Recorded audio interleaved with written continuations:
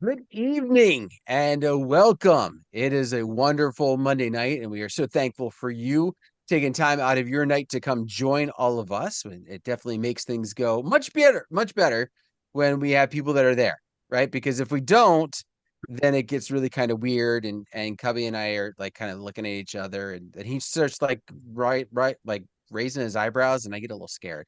So we brought Michael on to come and join us tonight because Cubby started doing that, and I was like, no, we're not having one of those shows again. Like the last time, it was, yeah, there he goes. There he goes. We just went from a G rating to PG. Oh man, that was scary. Anyway, thank you very much. Those of you that are checking in from YouTube land, thank you very much. That's where all the chat that we're going to watch tonight. So if you are watching this on one of the Facebook channels that this gets streamed to, I will never get your question.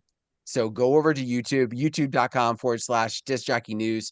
And that is our site or the link for the video tonight. And we will be checking out this stuff there. But so here's the deal. Michael and I, we had the pleasure of running into each other and standing beside each other, waiting in a line for a door that took forever and a day to open at DJX this past year. And we just got chatting, and I love the conversation that we started having. And Michael has tuned into some different stuff that we've done here at DJN. And so he has a passion for lighting. I think that's the easiest way that I can put it. But, and I'm going to preface this because and hopefully this will come through tonight. If it doesn't, then I'm going to smack you upside the head. Not Michael, but you. Is that his passion is about kind of realistic, right? Nothing to knock some of the lighting presentations we've had out there and that we've seen, but it almost feels like you have to have like a $40,000 budget for lights alone. And then you get a client who's going to spend $100,000 on you, and then you can do the type of stuff that you've seen. That's not here, right? That's now Michael gets a client that's going to do that. He's not going to say no, but for the average client, it's going to be something a little bit more reasonable. And I think that's tonight one of the great things that we're going to end up seeing is that a lot of the conversation is going to be around stuff that you, me, we can all put into some good practice, whether you're only been in this for a short time and you're wanting to take it to the next step or something maybe in between. So I said that. Whew, now to say, Michael, welcome. Okay, thanks, Dan. So give us a little background. Who are you? Obviously, we got your name there, but who are you? Where are you from? And give a shout out for your business, obviously, while we're at it too. Sure. So I'm Michael Kennedy. I'm come out of Portland, Maine, and Maine's been in the news a little bit lately. Everything's kind of settled down, and everybody's being supportive, and that's great. I've been in this business for about 20 years now, a little more than 20 years, I think. I started out when I came back from the military. I had nothing to do. My brother was a club DJ, so I was kind of hanging out with him, and clubs in Portland are not that big. And I started tinkering with the lighting systems because all the clubs, the lighting systems are horrible. So I'd just like replace some bulbs, re-aim some lights. I'm like, oh, that looks horrible. Just re-aim that. And it was kind of at a time before laptops and computers. Everything was done Show Express or very easy, just push some buttons. And a lot of DJs today still say, and I don't disagree with them, some of the stuff's pretty confusing the way they set it up. And I started doing that, and intelligent lights came out and started to become a little bit affordable. And I got trained up in lightwave research and a few other Martin products. And some bands came through, and it was kind of the perfect opportunity. I got to meet up with a few well-known alt-rock bands through the 90s and do some work with them. Get some funny photos of me with the long hair with the bands and stuff. I should go run and grab one out of the living room there. And my wife's like, "Whoa," I got done, and what everybody does, I became a high school teacher, like Dan. We have that in common. And the drama teacher wrote me in really quick, found out I knew how to do lighting and wanted me to help out. So I started helping out, and the auditorium needed a lot of work. So we fundraised $100,000, started renovating the place. I went to the local lighting company, and the lighting company said, "Hey, Michael, we need you to do us a favor." "What's that?" "We need you to do some weddings." "Get out of here, do weddings." "No, your brother knows how to DJ. You know how to mix. You used to cover for him. We got all these brides that want uplighting. Now, this is early 2000s, late 99, early 2000s-ish, before it was all LED, right? And oh no, they'll pay like crazy. He was right. So I got it in the head of the curve and was able to lead that on a very low budget sort of thing. Teaching is my priority, and this job is a great supplement. It's a nice side business, and quite frankly, I don't want giant events. I don't want to go do a $50,000 event. You mentioned that at the beginning. You know, I know where my limitations are, and I know what jobs require for labor, and there's a cutoff point for me, and I'm just going to farm it out to the local lighting companies. I'm going to give it back to them, and I'm sure they'll give me back something in return. So now I run MRK Entertainment, and I'm a solo op. I try to do everything myself. I try to get help where I can, but help is hard to find. Good help is really hard to find. And when I get it, I appreciate it. It's awesome to have. But it's one of those things. I've trained a few guys, and now they're sort of off their own, doing their own thing, which is great, good for them. And then we sort of ran into each other some 20 years later. So one of the things that hopefully that you picked up from there is, you know, this also Michael's not going out with a big crew, right? And I think that's also some of the things that, you know, is sometimes a deterrent for DJs who are wanting to up their lighting game is, well, now I'm going to have to get an assistant, and I don't know if I have that yet, and yet I can't. You know, one of those trade-offs, right? Like I can't go real big if I don't have the assistant. I can't pay for the assistant if I don't go real big. They just get in that cyclic type of problem. So, you know, hear that fact that he's, you know, this ideas that he's going to have one man or one woman show could go out and potentially replicate this with, you know, some smart thinking behind it. So one of the directions that I wanted to go with, and we got talking about this a little bit yesterday, and I trying to look back to my notes of where I said, like, oh, this was the idea that I said let's start at. Where was that at? Yeah, you gave me all your notes. There we go. Now I find it, because all the stuff there was all your notes. Okay. So one of the things that I kind of wanted to go is you mentioned about how you started with that lighting company who reached out and, you know, kind of got things started. Is there ever a point where, I don't want to say lighting wasn't important, but where you started saying, okay, I'm going to, for lack of better terms, not worry about that side and focus more on the DJing? Did you ever kind of turn that focus away and then have to come back to it? Sure. I mean, when I started out, it was a lot of crossfading DJing, but early 2000s, that's what most DJs were doing, because it was still CDs back then. I think, what was it, the Denon, I want to say it was like a 32 or 3800. They were moving platter, big, heavy, like tank CD players. Remember those things? Not Denon. Was it Denon? Oh, I think it was Denon. Yeah. I got those, and you know, we were burning CDs and stuff. So the guys who were actually able to loop back then, I mean, this is before Serato, right? And Serato was in Scratch Live at the time, and I jumped on Scratch Live early. So yeah, I had to kind of take a break from lighting and really try to focus on the music. And that's really my priority right now, is I'm taking a couple other courses. I'm reaching out to some friends of mine that are DJs to try to learn a little bit more. And that's actually a goal this year, is to really master some of the mixes and get those out there. Okay. So because they do go hand in hand, right? One of the things I'm going to bring up here is when we talk about an event, and we talk about, you hear DJs say this all the time, Bun, Janai, all these big name guys, the experience, right? If you're going to talk about an experience, this is where the theatrical and the concert piece background of mine comes in, is how do you create an experience? It's more than just sound. It's more than just music choice. It's a combination of the right things at the right time, create that unique experience.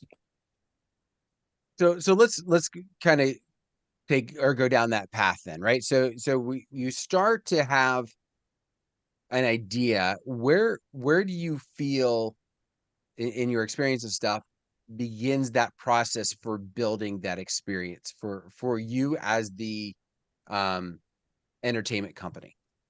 For building an experience? Yeah. So it's understanding what parts of the experience you don't understand, right? It's all about what you don't know. and then in acknowledging this is a weakness and this is the area I need to focus on, and then being realistic about starting with that focus. And there's a lot of parts, and I'm primarily a wedding DJ, so I'll put that out there. That's probably 90% of what I do. I do a few Christmas parties and specialty parties here and there, but I'm really just not interested in getting off the couch for a few $100s. I mean, from time to time, if it's a connection, I'll do it. But otherwise, it's a wedding. And trying to create that experience, you have to put on a lens as a guest or as a bride as to what that experience should look like. We as DJs are a bit of gearheads. That show, DJX, was a great, like that would make my wife vomit, that show, right? And a lot of wives, probably the same thing. We went in there, oh, look at all this stuff. But we get carried away with that stuff, right? Because they're trying to create an experience. It's an overwhelming experience when you come in. So there's moments in a wedding that I'm trying to create, and sometimes the focus is really the music, and sometimes the focus is the lighting, or I use the lighting or the sound or even the MC skills to redirect people's attention to different parts of the stage. You're going to hear me saying a lot of like theatrical terms, and I use that with my clients. I actually use it in the planning process. I can give you some of those nuggets and see if you take them away. Sure. So then where, so not obviously focusing on the gear, but you said what are give us some examples of some of the things, the specific pieces that you do to kind of put those focuses on different places. Okay. So if we're gonna pick some, let's just start with the reception, and we can kind of backwards plan, or dinner. Dinner works well too. Your setup, whatever it is, it doesn't have to. You've seen my setup. You know that it's one of the fans. I've custom built the booth. It's really beautiful. It's like a horror board. It's very similar. I'm always looking to improve that. But the setup, in my opinion, at a wedding should blend into the environment. It should not be a distraction from what's going on. If you look totally different than what's in there, you probably want to rethink what you're doing. Now, there are exceptions to every rule. And sometimes I get a bride and she's like, oh, I want an EDM show. I want lasers. And that's not what we're talking about here. We're talking about the generalities. And the vast majority of my clients are usually stunned when they walk in because they don't realize I'm actually set up and the place is gorgeous. And with the flick of a switch, that's the control of the lighting and the sound and the old trick of the bass bins. I always keep my bass a little bit lower until after dinner, and then I crank it up. Those who worked in the club scene know that trick. And I elevate each moment in each experience because I want to build throughout the night and end with a great big party at the end, because that's what people remember when they leave. And that's why club people save the biggest bangers for the end of the night and shut off the lights, because they want people to go, oh, that was the greatest thing in the world, not the wet blanket effect, right? That you just bring everything down, because that's what people remember. So I'll use lighting to accent different things. Now, with lighting, without getting super geeky on you and technical, because we'd probably want Ben to be on that show too, right? But with lighting, there's three main types of lights. Everything sort of falls in this world of one of three things. There's a wash light, there's a projection light, and that includes like monograms, graphics, gobos, breakups. And then there's an aerial light. So those are your lasers. Those are sometimes you hear DJs complaining, oh, I'd bring my moving heads, but they won't let me use fog or haze, so they won't see the beams. Well, if all you're using your moving heads for is beams, you got the wrong idea what moving heads are.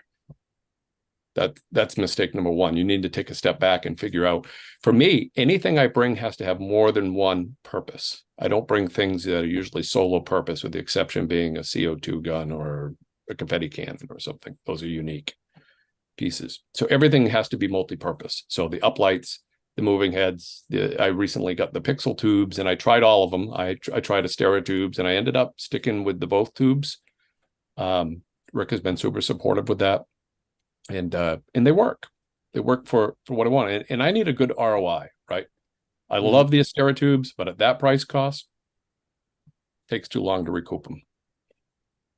I'm glad you said that, because I will say this. I have looked online for any kind of review I can have of something comparing even just something with like actual comparison. And so it's good to know that somebody that's tried both or tried all of them to be able to go, okay, now I can hear from something like that. Sorry, I digress. I Yeah. you said that and Yeah. I was like, I'm jumping. And I'm not here marketing anybody. I mean, No, they all have benefits and drawbacks. Some people will swear by the Astera tubes, and some people will swear by, and then there's people who are like, I can't do anything that's not a big brand name. I get it. I get it. And I feel comfortable. Like, for me, it's something like a moving head. It's got to be a good quality. I won't buy a cheap moving head because it goes down, it can ruin the show. Like, you could always unplug it, but then you look weird with one moving head off to the side, right? Unless you get like 6 of them running. But if it starts going all wonky on you, that can absolutely ruin a show. But if one uplight starts acting weird, cool, go shut it off. Nobody will notice the difference of one light. I see oftentimes in these events that DJs try to just saturate the room in the color like this, right? And I actually use that to my advantage when I'm talking to my clients, and I'm like, listen, hey, nobody wants to eat pink chicken for 2 reasons, right? A, they just don't want to be pink. B, they don't want to eat pink chicken.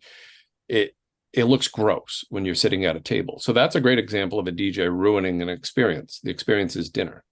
So I would never advise you turning up your up lights all the way to the max unless you can individually light every single table and you can keep that moment, that experience that they're expecting, right? That dinner sort of experience. My recommendation is normally keep your up lights at like 10 or 15% during dinner. Actually bring them down during dinner slowly. If you can use something like, this is where SoundSwitch doesn't do great. I like SoundSwitch. It's a cool program, but it struggles to do this. That is to put in a gradual change, like a 10-minute fade. It's very slick when you put that in there, and 10 minutes later, the lights look different. Nobody knows they changed. It's hard to pull that off in something like, these instant programs, but the good quality programs can do it. So since we're talking about programs, Michael, what program, it sounds like you're well versed in a lot of them. Mm-hmm. Which one do you use a majority of the time? The majority of the time, well, the past year, I've really tried to use Show Express. I'm sorry, SoundSwitch. I've been using Show Express for quite a while. I got the, what is it? The SoundSwitch one there, Control One. Mm-hmm. And since I have a custom console, I built it right in to match, to be all seamless and flush and everything masked in white. Please remind me of the white thing, because there's another reason for it. And I really wanted that to work. I think I'm leaving it because what I find with SoundSwitch, it is fine if it's just a party. If all you're doing is going in there and you're going to play a certain number of tracks and you don't want to program and you want the lights to be able to be crazy and be wild and have some pre-programmed functions, great. That's a perfect unit. It is not good when it comes time to doing like changing between a father and daughter dance or the first dance, bringing the lights down outside, having the movers turn and come up on the dance floor and switch over to a frost and wash the floor. Like it can't do it. I've tried to do it in every which way I can, but really what I got to do is I got to go in and program the individual song for that client. And then I got to remember to delete it out after, or else I go to another event, throw it on, and all of a sudden the lights are right. So learn by experience. So I would say before I get into like all the programs and stuff, what I'm talking about tonight, I'm not even talking about having to use like Show Express. Show Express is sort of, I think, an intermediate level. On the beginner level, what I'd really like people to focus on and be aware of is what are the types of lighting I'm doing and how is that accenting the vision of the couple, not making me feel like I'm the cool big DJ standing behind the decks. In all fairness, people don't care who's behind there. Like, unless you're a big national name, people they just want a clean mix, they want clean announcements, and they want some ambiance, right? But if I see another photo out there of a beautiful venue and somebody ruins it with these tacky gobos and Mr. and Mrs. this projected all over the wall, don't do that, people. Don't buy the hearts. Don't buy, that screams Spencer's gifts. Sorry, Spencer's, but that screams like high school, like prom. Yeah, there was a picture you shared with me, and I won't share it just in case it happens. Yeah, out of fairness to DJs, right? I don't want to single out any. But it was pretty bad because it was gorgeous. There was no placement behind, or thinking it really seemed behind where things were posted. It was, or where the light was hitting, and it was, yeah, it was just not smart. So let's kind of, I guess let's back this up a little bit, because you got me kind of thinking a little bit about the process that leads to that description that you talked about, right? Like, because you said that they're focusing on more of that beginner piece and how you build what you do.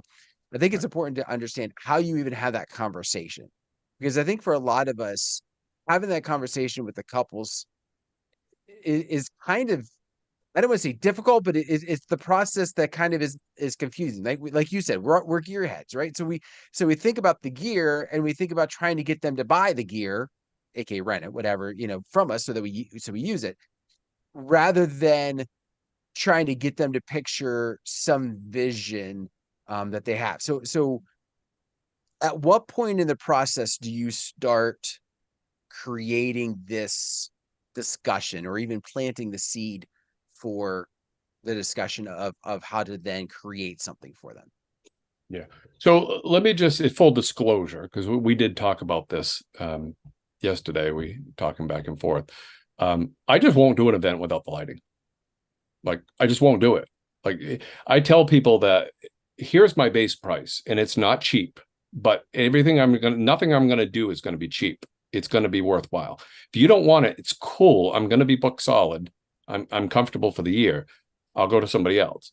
But I understand some people are doing this rustic barn. They just want the music. They don't want any lights at all. Cool. And if you're a DJ that's fine with that, go for it. Right. So I don't go to people kind of piecemealing them and trying to upsell with lighting. I just price my package up here. And I say, if you don't want up lighting because you want Italian bistro lights and that's what you want, that's the look. Cool. I'll leave them in the trailer. The price doesn't change. Right. I'm going to create the experience for you. You want an Italian bistro feel? We're going to create an Italian bistro feel together. And I'm going to offer you what I can do with what I have. And then if it's something else beyond that, then we talk about an upcharge. But how do I get them to think about lighting? I try to get them to talk to me prior to booking about what they expect for their experience. And usually this is usually one of the first things that gets them excited. Is a lot of DJs don't ask that. Like, what is it? What is your vision for your day? Like, some DJs will, hey, what do you plan on doing? Oh, we're going to have a barn wedding. Cool. So describe that to me. What would that be like? Like, is it just sunny and the doors are open? Is it in the evening? Is it cool and crisp outside? Give me some adjectives. Give me some adverbs to describe it. And then as they're sort of telling me that, now I can start to suggest things to them. So we talked about, it's not that clients don't want lighting. It's just they don't want the lighting they've seen before. And they've seen some pretty bad stuff. So lasers going off during a first dance. I mean, I ask people that question too. What weddings have you been to and what has not worked? What have you seen and you just made you cringe? Like, I want to know. I want to get inside your mind. And I also want to know, what was the cool things that were done at the weddings? And sometimes they give you other people's gems, which is awesome. But hey, I went at this wedding and this DJ did this thing. Like for me, I bring the bride up into a mix because I got the beautiful setup all there, and I bring her up. She's in a white dress, white headphones, chrome headphones. I let the photographers know. I let the videographers know. I have lighting already set up, so she's well lit. Those are money shots, right? So as a beginner, you're going to have to be creative with a few of these things and get that media, even if you have to pay for somebody to film it. Because once you get it and you can show people examples, and I go record everything in multiple GoPros. We talked about that too. I got terabytes of that data. And then a client says to me, hey, I want to go to this venue. I said, great. Okay, let's go look at an event I did. Oh, it was back in May. This is all unedited. And I scrolled through, I scrubbed through the video right there with them on a Zoom call. It's okay, here's what it looks like. Wow, and boom, sold. Did I get a sidetrack there? Sorry if I did there. It's okay. No, actually, you definitely helped with that. So I think that also kind of paints the picture, because there is a different mentality, I think, behind what you just pulled out, which was this is my price, and you get the kitchen sink. And I even remember Alan Berg kind of talking about this one time, and he focused it more on like your fall weddings where you're going to be booked no matter what. Like there's like, at least for us, like October, if you're not booked for a wedding in October, like something went wrong, right? Unless you're in some kind of weird area. And so his philosophy was, you book your price that includes everything. So you get that. And if they decide that they don't want everything, well, then that's on them, but they're going to pay it because that's what you get. So by having that, you've also then, by doing that for all of your events, you remove what is potentially one of the big obstacles for a lot of couples, which is, well, I don't know if I want to pay extra for that. Right. I don't know if I want to, I don't know if I want to, we can do without that because, it's an extra $500, whatever it might be. And because they don't have a concept of the experience, their concept of the experience is Joe Schmo who put, ugly gobos on their faces during our first dance. Yeah. Okay. Yeah. So using those principles, the wash, projection, and aerial, for the most part, aerials are not really something you're going to use except maybe during the dance portion. There's some pretty rare moments where it would be appropriate, but I would just say for beginners, I'd stay away from anything aerial. An aerial of those, what I like to call spin and pukes, they just spin and throw light all over the place. Let's cover that right now. If your fixtures that you're thinking about buying are less than $500, for the most part, with a few exceptions, what we were just talking about, those QN1s, they're right around like $400 something. You should probably be having a second thought about what you're buying. Because there's not very many lights out there that will be hex lights and actually be able to do a good color temperature change. Because even on a hex light, it's not a true color temperature change. You're kind of playing with it by using some amber and a little bit of green. But I mean, you get to the high end stuff, we're dealing with lime and all that, and it's awesome. CTO filters. But I would say for beginners, just a couple pars is all you need. And you aim those out as a wash, not directly on the dance floor, not directly at the dinner tables, but at the ceiling.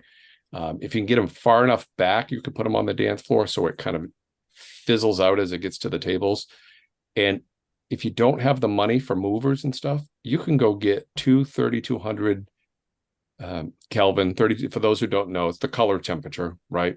We've got the warm light that we all love, that sort of yellowy light. Lean towards that with weddings, because all these moving heads are usually 5200 and above, and they're designed for high impact. That's not what you want for a wedding. But you just get two gobo projectors with a couple breakups, and if you don't know what that is, just Google. It's just a gobo. Put it in, fuzz it out a little bit, put it on the dance floor, create a texture, because what you're doing is you're creating a focal point. In theater, what we do is we move the audience's attention around the stage by putting a light on it. So a bride once said to me, I have a wedding and it's in the basement of this Irish church, old Irish Catholic church. I'm like, yeah, there's poles everywhere. Okay. He goes, I think I should put Christmas lights on them. Do you think I should put Christmas lights on them? And I said, if you want people to see those poles, absolutely put Christmas lights on them. And she said, well, no, I don't want them to see the poles. I said, then don't put Christmas lights on them, because I guarantee you they're going to see them if you wrap them in Christmas lights. Well, what do I put on them? Fabric. What do you mean? So what color is the basement? White. Hang white fabric. Are you kidding? I'm like, I'm not kidding. This is what we do in theater. We drape stuff and we mask stuff. Okay. With usually it's black, because in theater you want that illusion of darkness, right? But in weddings, remember I said my setup's white. At weddings, it's generally white. Whether you're in a tent, I've never seen a black tent. I'm sure they exist, but I've never been in DJing in one. I've been in a few venues that have black venues, but I want to blend into the environment and then highlight specific things I want guests to see. I don't want to go in and I look completely different than the rest of this stuff in the venue. I look like an eyesore. I know I got it right, not because of the clients, but because of the other vendors. When the venue manager or the photographer is there, the bride hasn't even come in, the photographer's taking pictures of my kit, I know I've done something right. That's it. Thank you. Thank you. Just reinforced everything I'm doing. I appreciate it. So I use that theater piece, Dan, right? Or a concert piece, if you want to say a concert piece too. It's a little less dramatic. It can be a little more crazy with the lighting. but you bring focus with lighting where you want the focus to be. You tune it back where you don't want the focus to be. So when I go into a venue and I see a fireplace, teaching, I'm going after that fireplace to light that thing up. I'm going to be putting up lights on. I'm going to be using mostly ambers or whites, preferably the 3200.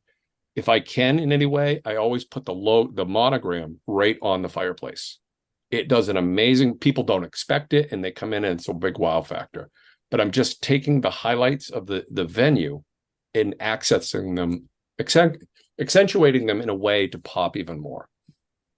Does it make sense? It does. It does. So like a spotlight on a stage. So let's kind of, you started down the path of like, you know, if we're new, and Cubbie, you know, coming from multi-op, this, you know, also kind of folds into this a little bit. The idea of, if we're going to build, like, I'm going to assume if Cubbie's going to start building this out for his crew, he's not going to be able to just suddenly drop, you know, a ton of money for everybody to have all of the stuff at once. So where becomes, you know, what, I guess, for lack of better terms, almost like an order of importance. Like if I was starting this, we'll say from scratch, because I'll be honest, my lighting sucks. There's no way around. My uplighting's good, but beyond that, like, because I don't do pink chicken.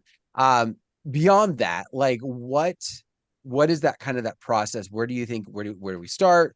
What would be your next go to, all the way kind of as you scale? Right. This has changed in recent years. Because I would say on the projection piece, I would probably include the eye candy sort of stuff. So that's where pixel tubes kind of come in. Pixel tubes are cool because they play two roles. They're good for a wash lighting, but they're also good for a projected, technically the tube itself is the projected surface that you're watching, you know, the patterns and that sort of thing. No different than you would watch a pattern scroll on a wall or something like that. Always start with a couple wash lights. I would invest in decent, good wash lights. Nowadays, I would say don't go with anything that's not battery powered for setup time, simplicity. I remember years of crawling around on my hands and knees with a few rolls of gaff tape per event. You're gaff taping everything down and running hundreds of feet of cable. I still have buckets of cable. A couple good quality battery powered wash fixtures. You know, the 9 LED, you know, 10 watt diodes. I would start out with a pair of those. Soon to upgrade to maybe 4 of them, because 2 doesn't cover a whole lot. From there, I would go into a few uplights. You don't need to jump in and buy 30 uplights. It's not necessary. I would start out with simply maybe like 6 or 8 and just highlight key points in a venue. And what I mean by key points is columns that are decorated. Don't just put them every 10 feet. It looks like somebody just put a light every 10 feet. There's times I go in, I've got 30 uplights and I'll use 22 of them because there's not 30 things I want to, just because I have a light doesn't mean I need to put it on the floor and light it. Same thing with the pixel tube. I prefer to use them in sets of 3, do the little feng shui thing. I don't know. It gives me good vibes. I like to do pairs of 3 because I've learned that from decorators. They kind of do sets of 3s. It's sort of a decorating thing. From there, I would either go from the uplights, either pixel tubes or movers. Now, I would say if you're not interested in really learning to DMX stuff, I would go to the pixel tube. Because the pixel tubes generally have enough programs in them, you can put it on like the soft white tickering, you know, to make a nice ambiance, but not distraction. And then the moment the party kicks off, you can flick them over to sound active and away you go. And then from there, I think is when you go into the mover world is when you start to go into, you need to be able to control that mover. It's sort of like getting a really fast motorcycle or car. Everybody wants one, but there's a certain way you got to drive those things. And if you don't, you're going to hurt yourself. It's the same thing with a mover. I would stay away from any mover that's below, like, I mean, I hate to stick a dollar figure on it, below $1,000, because they're just silly. I've not seen a DJ who's done a cool light show with those little tiny, one of the little duo things. And I think Gig Bar Move has them.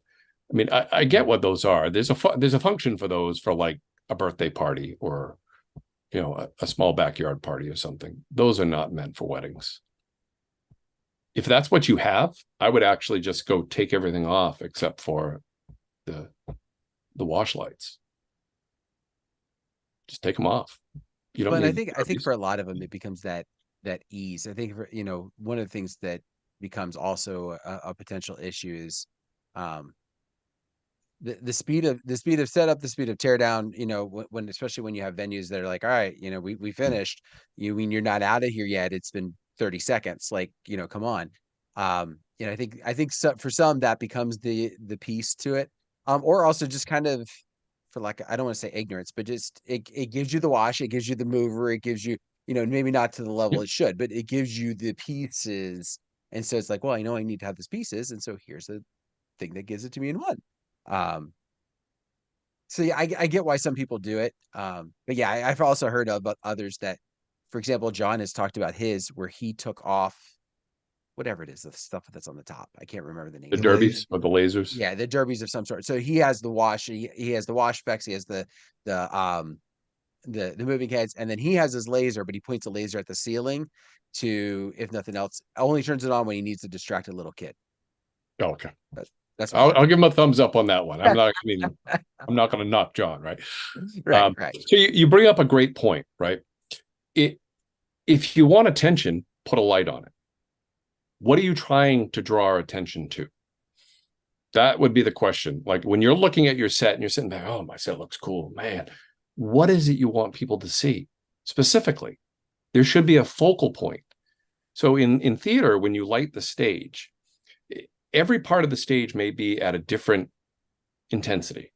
And it's by design. And it's by design to move the light across the stage to move your attention. How are you doing that at an event?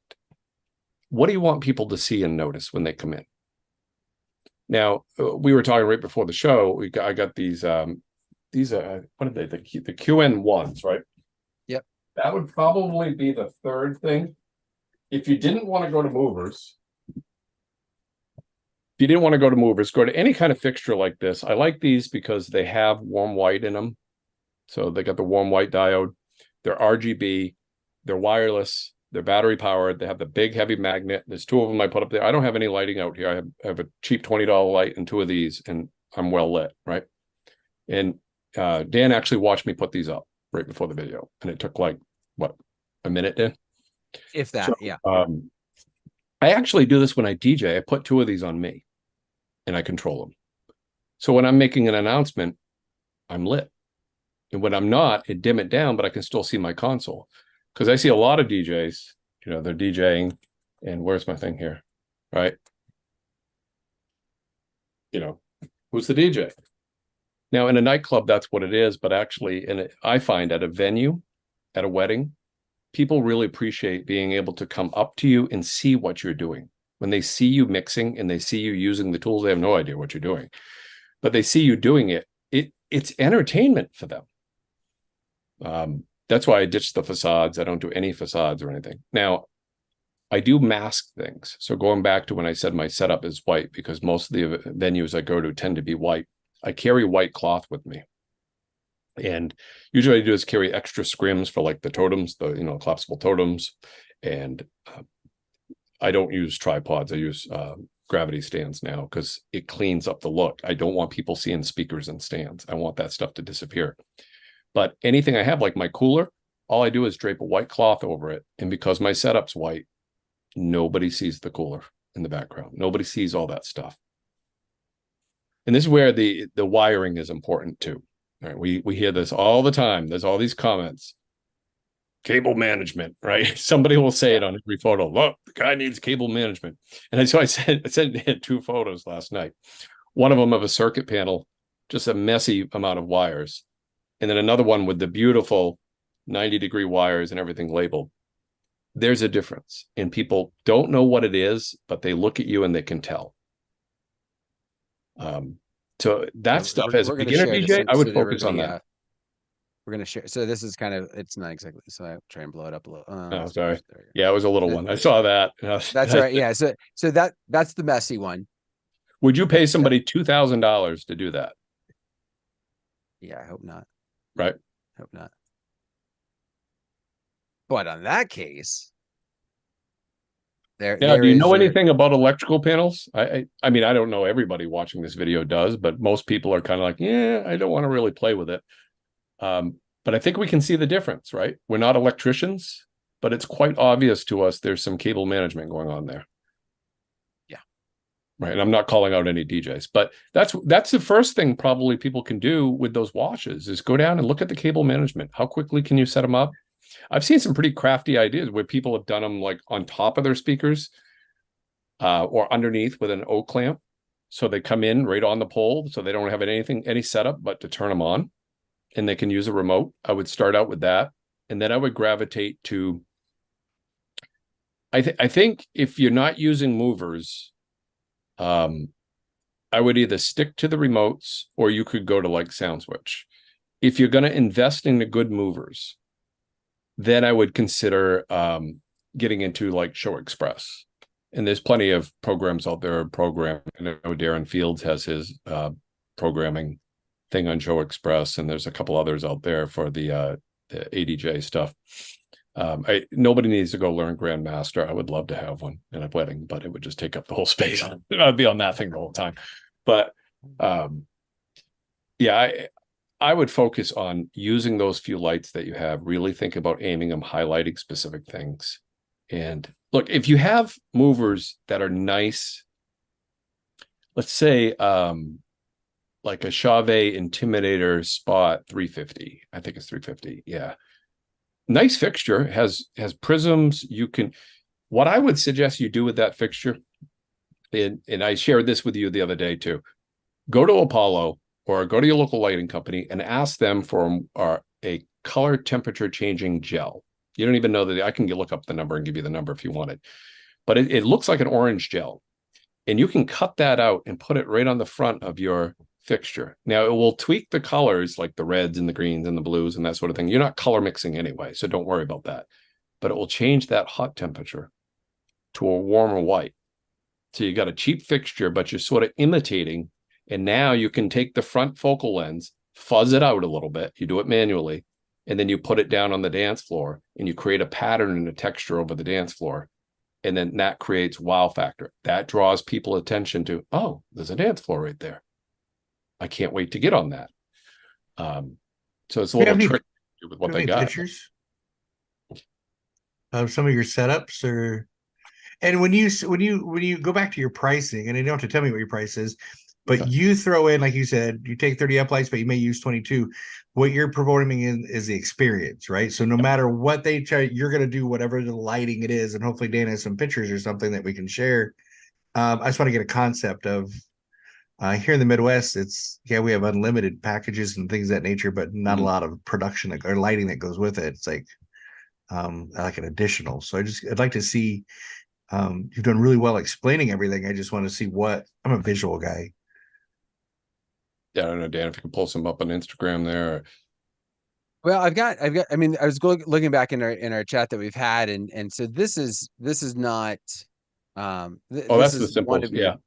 One of your simple pieces that you shared with me, and then here's another kind of similar type of idea to that.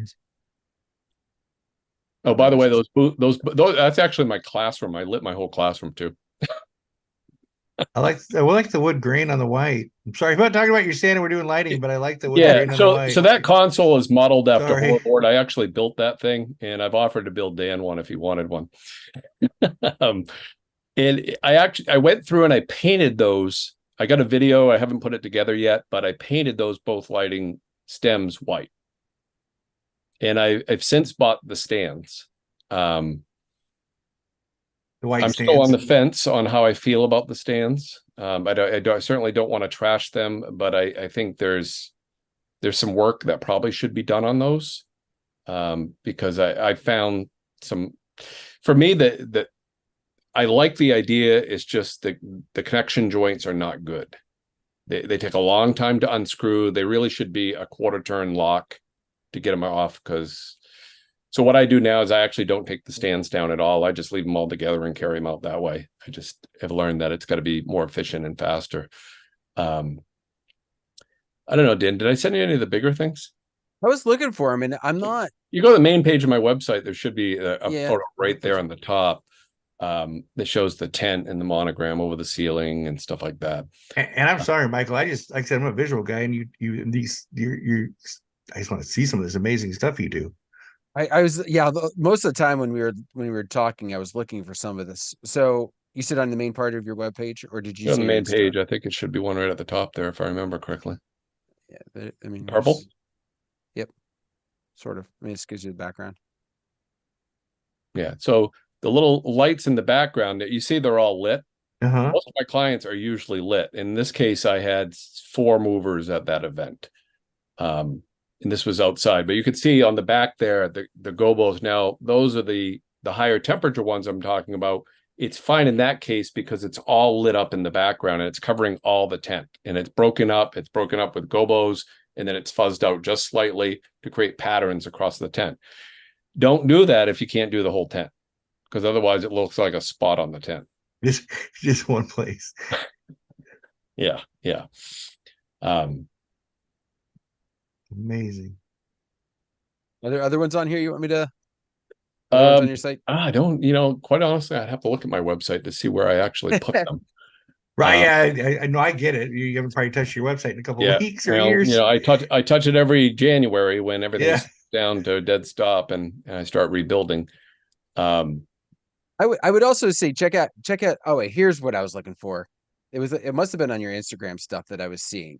So now this is a party that you did, but this is going to give kind of that same. One of the we're looking at. Yeah. This is the Saturday Night Fever, right? But Yeah. you can see what he's talking about, right? Like there's focal on the dance floor. He does have, obviously the monogram showing. He's got moving heads that are focusing and doing some pattern, bringing all that focus, all that energy to that, getting those eyes looking in that one particular place. I like it. I look at that. I think, damn, I left that stool back there. No, this is one of the examples where the higher temperature white works because the floor is actually kind of dark. And the warm white won't stand out on that enough. There was one other one that I love that you did. Oh, the fireplace, perfect example. Where's that at though? Scroll down a little bit. The fireplace you down a little. There you go. Yep. Oh yeah. Wow. You see that? So you look at it at first, you don't see it. You look twice, and you're like, "Oh, wait a minute!" And then you see all the photographer stuff there. Yeah, love it. If there's photographers watching, I don't bark at photographers about that. It's a thing. They don't have a place to put their stuff, and I know DJs get all bent about it, but I usually introduce myself to them, and when I do, I say, "Hey, I'm Michael. I don't have any green lasers," and they're thankful. Yeah. And they talk to you? Yeah. I've got a bunch of links from them this year. I got a feed through them of stuff that has been coming in. I sent you a few others, Dan, that shows sort of the spotlighting and stuff. I know they're in there. And I don't know where. I'm trying to remember where. Like, there's the one that you sent me where even though you hated the monogram because it looked like it was off center, it was from where people were standing. But I don't know if I saw that in a group or if I saw it in the. I feel bad, everybody. I promise you, I am much more prepared normally than what we're seeing from us here. All right, here's and I like the monogram on the fireplace, like you said. People don't expect to see it, but there it is, right there. And it was a really nice one. I loved it. Right. So this is a fall wedding. They did have an orange theme to it, so it's a little warmer than I would normally care to have, but you can see that people are walking by, and where's the focal point? The focal point is where the dancing is going to happen, right there on the dance floor.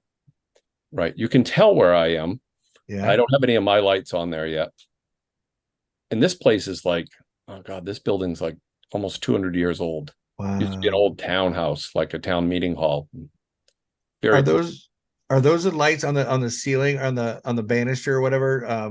Yours, those key winds? No, those are just venue. Okay. Sconces. Yeah. I didn't know if those are the magnetic. That's the older one. I went back there again this year and I did a way better job. I brought some more lights for the fireplace this time, but this has an advantage because I could use the balcony and throw the monogram straight down. So perfect example of this. When the first dance happens, I always communicate with the photographers and videographers in advance. And Dan, freeze up on us. No, I'm here. I'm here. Okay. You're very still. I'm looking. I was looking for more. I was looking for more because I know Um, you've shared them with me, but I can't. I talk to the videographers and photographers before the special moments happen. I do not want a photo of the couple dancing with weird lights on the dress.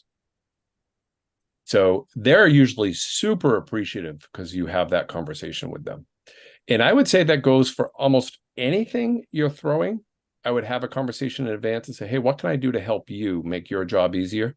I don't want you to spend hours of photo editing, trying to get dots or some pattern out of her dress. I'll shut the stuff off. And I explained that to the couple in advance. I'll say, there may be a moment where I have to shut things off, but just know it's usually because I'm trying to work with your photographer and they're trying to capture a moment of you in your dress without any sort of color washing. And then there'll be times we turn it on. So just trust us to work together. I always approach the other vendors and try to see what I can do to help them. So gives you good media in the back end. Absolutely. Well, I'm taking a look at the time, and so I'm going to basically want to ask you to kind of throw out if people are having more questions, because I'm sure somebody's got some questions here that we did not cover tonight. I know there was like one in the chat, and I was trying to understand what he meant, and unfortunately, I didn't quite understand DJ Rook. So, if they want to reach out to you, best way to do so, what would that be? Probably at Instagram at MRKDJ, or they can reach me at Facebook, and email's fine too, dj@mrke.biz. Glad to help anybody. If they want me to look at their setup, if they want some advice and say, hey, these are the fixtures I got, what would you do with that? I'll give them the feedback. It's not a problem at all. Yeah. I like that idea. We might need to run with that idea too, because I remember you threw that out to me at one point. The idea of, hey, if somebody is willing to be critiqued, right? Willing to throw your stuff out there to be critiqued. Maybe we'll set something up. John can do all his stuff to kind of gather those images, and then we can kind of run it by you and more on the fly or more thought out if you need to, and kind of go from there. I like the thought there for sure. And all in a positive sense. And that's the thing. Oh yeah, absolutely. Facebook, these great DJ setup groups and all that stuff. I'm in a couple of them, and sometimes I'm just amazed at what gets posted, and I hesitate to even comment because there's the jealousy people that get angry about it, and then there's some of us, we're just trying to be supportive and say, hey, that looks great. I would tweak this. So those groups never seem to be that great because you get that mix. But if there's people, reach out. It's one of the things I learned at DJX is the community is fantastic at supporting each other. If you just reach out to people, you'd be surprised how many people will communicate back and help you, even if it's in your local market. I'd help somebody out locally. Definitely. Yeah. All right. Well, on that note, I do want to tell you about a couple things that are coming up right after this. And Robin was so kind to drop the link in the chat. I'm sure she's going to do it again here for me while I'm talking. Make sure you're heading over to djntv.com/chill. That is the chill room. We've got Hanging with Howie coming up at 10 o'clock. You join in, you kind of hang out, hear what they're talking about. And after about 20 minutes or so, then they'll shut off the recording. And then it's just kind of hanging out, maybe talk a little bit more about your lighting, maybe share some ideas. You guys can even critique each other, or whatever it might be that you want to discuss that night. They'll be in there doing that. Coming up tomorrow, then we've got John's Tips in the morning, and then Big Daddy at 9 o'clock is going to have Jimmy Nuzzo. I apologize, Jimmy. I did not know how to say your last name. But anyway, you are joining Big Daddy tomorrow night. That'll be on 9 o'clock at 9 o'clock right here on the channel. And at 9:30, John's questions from his summer wedding season for Ben. That's right. Tuesday Night with Ben Stowe is returning tomorrow night at 9:30. And then at 10 o'clock, there's the Tuesday Night Music Show recording, again, out at djntv.com/chill. And then Wednesday morning, I've got a tip of some sort. I don't know what it is yet. We'll figure that out. I don't know what I've sent John already. But then the Tuesday night show broadcast and the Hanging with Howie broadcast then will be happening Wednesday night. So all those things are out there for you. If you're not getting the emails, head over to djntv.com at some point, sign up for them so you know exactly what's going, and you have all the links when you need them.